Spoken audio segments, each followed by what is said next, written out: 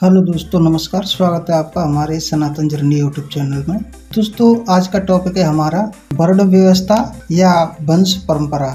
तो दोस्तों, पहले वर्ण व्यवस्था थी या वंश परंपरा थी, तो इस कन्फ्यूजन को आज हम पूरी तरह से दूर करने वाले हैं। दोस्तों, लोगों में बहुत बड़ा कन्फ्यूजन फैला हुआ है कि भगवान बुद्ध के पिता एक क्षत्रिय थे। इस बात को लेकर के कमेंट भी आ रहे हैं, तो मैंने सोचा कि ये वीडियो बनाना एक ज़रूरी है। लोगों में ये जानकारी पहुंचनी चाहिए, क्योंकि पहले कोई वर्ण व्यवस्था नहीं थी दोस्तों, वंश परंपरा थी। और ये पूरी तरह से मैं आज आपको दिखाने वाला हूं और आपके सामने इस कन्फ्यूजन को मैं पूरी तरह से दूर करने वाला हूं। तो दोस्तों, बने रहें वीडियो में। और आप अगर नए हमारे चैनल पर, तो चैनल को सब्सक्राइब करें, लाइक करें और शेयर करें। दोस्तों, हमारी वीडियो पर एक कमेंट भी आया है और ये हमारे भाई हैं BKL। यो कहते हैं, बात करते ही बुद्धिज्म की, आप यह देख सकते हो, बात करते ही बुद्धिज्म की, पर आप यह तय नहीं कर पा रहे हो कि सनातन पुराना है या बौद्ध धर्म। और आगे लिखते हैं, जबकि महात्मा बुद्ध के पिता सनातनी क्षत्रिय थे और उन्होंने प्रचलित धर्म में सुधार करने के प्रयत्न किए, कब समझ आएगा। और भी एक कमेंट और लिखते हैं, भारत की ऋषि परंपरा हजारों सालों पुरानी, तुम ऐसा ज्ञान कहाँ से ले आते हो, लगता है तुम लोग कुंठावादी बन चुके हो। बहुत अच्छे, हम लोग कुंठावादी बन चुके हैं। हंसी आती लोगों के ऐसे ज्ञान फैलने पर। तो दोस्तों, मैं आपको ये बता दूं, लीगल डिस्क्लेमर दिखा देता हूं। जैसा कि हमारा उद्देश्य है साइंटिफिक टेम्परामेंट को इंक्रीज करना, किसी भाई की धार्मिक भावनाओं को ठेस और आहत नहीं करना। तो दोस्तों, चलते हैं टॉपिक की ओर। आज बड़ा मज़ा आने वाला है दोस्तों, वीडियो को पूरा देखें और वॉच करें। और इस भाई के सवालों के भी जवाब देंगे हम, और आपको भी बहुत सारी जानकारी मिलने वाली है, क्योंकि ये सवाल बहुत सारे भाइयों के हैं। सनातन शब्द और क्षत्रिय और वंश परंपरा, ऋषि परंपरा, वर्ण व्यवस्था, ये बहुत सारे लोगों के क्लेम हैं और उनके आज मैं क्लियर करने वाला हूँ, जवाब देने वाला हूँ। तो आप वीडियो में बने रहें और वीडियो को पूरा ज़रूर देखें। तो दोस्तों, इस भाई ने क्लेम किया कि सनातन पुराना है या बौद्ध धर्म। तो कभी आपने ये सोचा है भाई कि सनातन शब्द ही कहाँ से आया है? सनातन शब्द ही बुद्धिज्म की देन है। सनातन शब्द ही बुद्धिज्म से आया हुआ है, क्योंकि सनातन शब्द आपके किसी वेद में, पुराण में, कहीं भी, किसी ऋचा में, मंत्र में, किसी शास्त्र में, कहीं पर भी सनातन शब्द नहीं आया है। और सनातन शब्द कहीं भी नहीं आपको मिलने वाला है। किसी एक्सपर्ट से आप पूछ लो, या आप खुद अपने धर्म ग्रंथों को खोज कर देख लो, खोल कर देख लो, पढ़ कर देख लो, कहीं भी आपको सनातन शब्द नहीं मिलेगा। चैलेंज है मेरा, आपको सनातन शब्द मिल जाए तो। और ये सनातन शब्द बुद्धिज्म में प्रॉपर मिलता है। धम्मपद के यमक बग्गू का 5वें नंबर का श्लोक है, ये मैं दिखा देता हूँ पहले आपको। ये है धम्मपद और इसके 5वें नंबर का श्लोक, ये ले। न ही बैरेन बैराने समन्तीद कुदाचनम अवैरेन च समन्ति एस धम्मो सनातनम। ये ले भाई, यह यमक बग्गू के 5वें नंबर का श्लोक है। धम्मपद में स्पष्ट लिखा है, बुद्धिज्म की किताबों में ये सनातन शब्द है। और इसका अर्थ क्या होता है पता है आपको? यहाँ इस लोक में कभी भी बैर से बैर शांत नहीं होते, बल्कि अवैर से शांत होते हैं। यही सनातन धर्म है भाई। ये तो आपका क्लेम था कि बुद्धिज्म पुराना था या सनातन, तो सनातन शब्द ही बुद्धिज्म का है, तो पुराना और नया होने का क्या मतलब है? और इस सनातन शब्द का अर्थ ही है कि बैर से बैर कभी शांत नहीं होता, बल्कि अवैर से बैर को शांत किया जाता है। आपकी धर्म ग्रंथों की किताबों में कहाँ पर अवैर से बैर को शांत किया? रामायण में देख लो, मारने काटने की बात है, मार काट के ही बैर को शांत किया है। आपके कोई भी धर्म ग्रंथ को ले लो, महाभारत को ले लो, मार काट के ही बैर को शांत किया है, ना कि प्यार से किया है। कभी किया है? बुद्धिज्म की किताबों को ले लो, अंगुलीमाल कितना बड़ा अंगुलीमाल बहुत हत्यारा व्यक्ति था, उसको भगवान बुद्ध ने इस तरह समझाया, वो प्यार से समझ गया और उसने भगवान बुद्ध के रास्ता को अपनाया। तो भाई, बैर से बैर को शांत तो बुद्धिज्म में किया जाता है। आपके धर्म ग्रंथों में तो मार काट का ही मामला आता है पूरी तरह से। तो फिर ये क्लेम आपका ठीक नहीं है, क्योंकि सनातन शब्द ही बुद्धिज्म का शब्द है। और इसका अर्थ है कि बैर से बैर को शांत नहीं किया जा सकता, अवैर से बैर को शांत किया जा सकता है। यह एक विशेषणवाचक शब्द है जो आप लोगों को जबरदस्ती उसको धर्म में पेलते जा रहे हो। और दूसरा आपका क्लेम था कि महात्मा बुद्ध के पिता सनातनी क्षत्रिय थे। तो सनातनी तो मैंने समझा दिया, आपको शायद समझ में आ गया होगा कि सनातनी क्या है। और दूसरी बात रही क्षत्रिय शब्द की, तो ये क्षत्रिय शब्द ही कब आया है आपको पता है क्या कभी? क्योंकि आप भी जानते हैं, हम भी जानते हैं, सब लोग जानते हैं वो कि पुरानी भाषा पाली प्राकृत है, और पाली प्राकृत में क्षत्र, ज्ञ और सीटी वाला सा, और जो पेट चीरने वाला वो सा, और औ और रिरी और चंद्रबिंदु, ये 7.5 शब्द लगभग उसमें नहीं होते हैं पाली प्राकृतिक में, और पुरानी पाली प्राकृतिक भाषा। और ये शब्द मिलते हैं देवनागरी लिपि में, और देवनागरी लिपि ही आई है कब?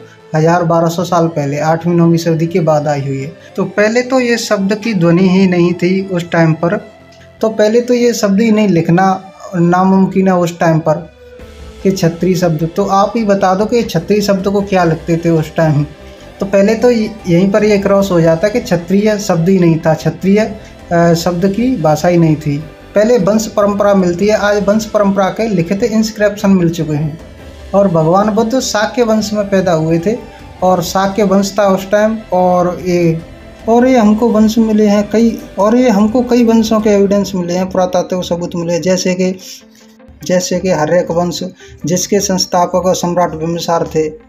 और इनके बाद आता है नाग वंश, नंद वंश, मौर्य वंश, सातवाहन वंश, शक वंश, शुंग वंश, और भी कई वंश हुए हैं, कर्ण वंश, पहलव वंश, कुषाण वंश, गुप्त वंश, गौड़ वंश, वर्धन वंश, पाल वंश, ये कई सारे वंश हुए हैं। इनके लिखित इंस्क्रिप्शन भी मिल चुके हैं। सम्राट अशोक के भी कई शिलालेख मिल चुके हैं, लगभग 40 शिलालेख। कभी भी किसी भी एक भी शिलालेख में कोई वर्ण व्यवस्था का नाम नहीं है, क्योंकि जब अगर वर्ण व्यवस्था होती तो कोई न कोई राजा, इतने वंशों में पैदा हुए, इतने वंश हुए हैं, इनमें से कोई न कोई राजा तो अपने आप को क्षत्रिय या कोई ब्राह्मण या कोई शूद्र या कोई कुछ भी लिख सकता था, क्योंकि लिखित इंस्क्रिप्शन मिल चुके हैं। जब कोई व्यक्ति इतने बड़ा अपना साम्राज्य, इतना बड़ा संघर्ष और इतना बड़ा नाम, इतनी बड़ी उपलब्धि लिख सकता है, तो उसमें क्या वो अपने आप को क्षत्रिय नहीं लिखेगा? क्योंकि आज आप लोग क्षत्रिय को गर्व से कहते गए हैं क्षत्रिय, तो वो राजा सबसे पहले क्षत्रिय को ही लिखता अगर वंश परंपरा नहीं होती। इन एविडेंसों के आधार पर भी यही साबित होता है कि मेरे भाई, पहले कोई वर्ण व्यवस्था नहीं थी, वंश परंपरा थी। सब लोग अपने आप को उस वंश का संस्थापक या उसी वंश के नाम से और अपने को लिखते थे, और अपनी एक वंश व्यवस्था ही पहले एक पहचान थी, कोई वर्ण व्यवस्था। तो जब वर्ण व्यवस्था नहीं थी तो आप लोग भगवान बुद्ध को क्षत्रिय कैसे बोल सकते हैं? क्योंकि वो क्षत्रिय शब्द की उस टाइम ध्वनि ही नहीं थी मेरे भाई। तो जरा सोचो, जब उस शब्द की ध्वनि ही नहीं है तो क्षत्रिय शब्द कैसे लिखना और क्षत्रिय किसी को कैसे कहना? और मेरे भाई, भारत में कई सारे यात्री आए, जैसे कि मेगास्थनीज आया, 12 साल रहा था हमारे भारत में। उसने अपनी इंडिका में कभी एक शब्द तक नहीं लिखा है कि क्षत्रिय, और वर्ण व्यवस्था का एक शब्द तक नहीं लिखा है।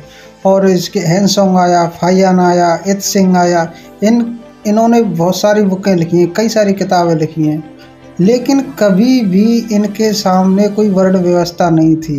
इन्होंने पूरा भारत का कल्चर लिखा है, जो इन्होंने देखा था वो सारा सिस्टम लिखा है, लेकिन इनकी किताबों में एक भी शब्द नहीं है वर्ण व्यवस्था को लेकर के।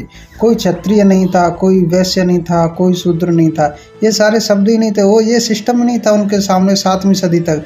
लगभग ये 8वीं सदी 9वीं सदी के बाद ये ब्राह्मण धर्म स्टार्ट हुआ है, जब से ये वर्ण व्यवस्था और लोगों के बीच में आई है। और हमें यह भी पता है कि आप लोग ये वर्ण व्यवस्था पर जोर क्यों दे रहे हो और भगवान बुद्ध को क्षत्रिय क्यों घोषित कर रहे हो? क्योंकि आपका धर्म ही इस वर्ण व्यवस्था पर टिका हुआ है। जिस दिन ये वर्ण व्यवस्था खारिज हो जाएगी, आपका धर्म ही नहीं बचेगा। तो इसलिए आप वर्ण व्यवस्था को ज़बरदस्ती और बुद्ध के कल्चर में घुसेड़ने की कोशिश कर रहे हो, जो कि भाई ये साबित करना नामुमकिन है। क्योंकि इस कैप्चर के आधार पर आप नहीं साबित कर सकते हो, क्योंकि इतने ट्रेवलर्स आए, उन्होंने अपनी एक भी बुक में कभी किसी वर्ण व्यवस्था का वर्णन नहीं किया। और शिलालेख भी मिल रहे हैं, एविडेंस, पुरातात्विक सबूत मिल रहे हैं, लिखे हुए सबूत मिल रहे हैं, उन पर कभी भी एक भी शब्द नहीं है वर्ण व्यवस्था को लेकर। मुँह से तो कोई भी गपोड़ देता है, मुँह से तो आप ये भी गपोड़ते हैं कि भगवान बुद्ध भगवान विष्णु के अवतार हैं, जबकि भगवान बुद्ध ने आत्मा को ही रिजेक्ट कर दिया। जो व्यक्ति आत्मा को ही नहीं मान रहा है वो उसको मानेगा भगवान नाम की चीज़ को? आप लोग तो ये भी प्रचार कर रहे हैं झूठे के भगवान बुद्ध विष्णु के अवतार हैं, लेकिन भगवान बुद्ध ने आत्मा तक को रिजेक्ट कर दिया है, तो वो अवतार वाली तो बात ही ख़त्म हो जाती है। और भाई रही तेरी ऋषि परंपरा वाली बात, तो तेरी ऋषि परंपरा 8वीं-9वीं सदी के बाद मिलती है। 8वीं-9वीं सदी से पहले मुनि परंपरा मिलती है। ये ऋषि शब्द ही नहीं था 8वीं-9वीं सदी से पहले ऋषि नहीं मुनि बोला करते थे। और जैसे गौतम मुनि परंपरा थी, और भगवान बुद्ध से भी पहले 27 मुनि हुए हैं। ऋषि नहीं मुनि हुए हैं। उनमें से 3 मुनियों के तो सबूत भी मिल चुके हैं, पुरातात्विक एविडेंस भी मिल चुके हैं। तो अब आप बताइए कि कौन सा धर्म पुराना है। भाई कितना भी जोर लगा लो, बुद्धिज्म पुराना है और पुराना ही रहेगा। 1837 से पहले हम लोगों को जितना पागल बनाया गया था, आप लोगों ने कहा, वो हम लोगों ने मान लिया। क्योंकि अब आपकी गपोड़ गाथाओं के आधार पर कोई भी चीज़, कोई भी बात, कोई भी क्लेम मान्य नहीं होगा, सिर्फ और सबूत के आधार पर मान्य होगा। दोस्तों अब आप लोग बताएं ये जानकारी आप लोगों को कैसी लगी। दोस्तों पाखंड और कुरीतियों को छोड़िए, पाखंड से बाहर निकलिए और एक साइंटिफिक जीवन जीने की कोशिश कीजिए, क्योंकि साइंटिफिक जीवन ही मात्र एक ऐसा आधार है जो व्यक्ति को प्रगति की ओर ले जा सकता है।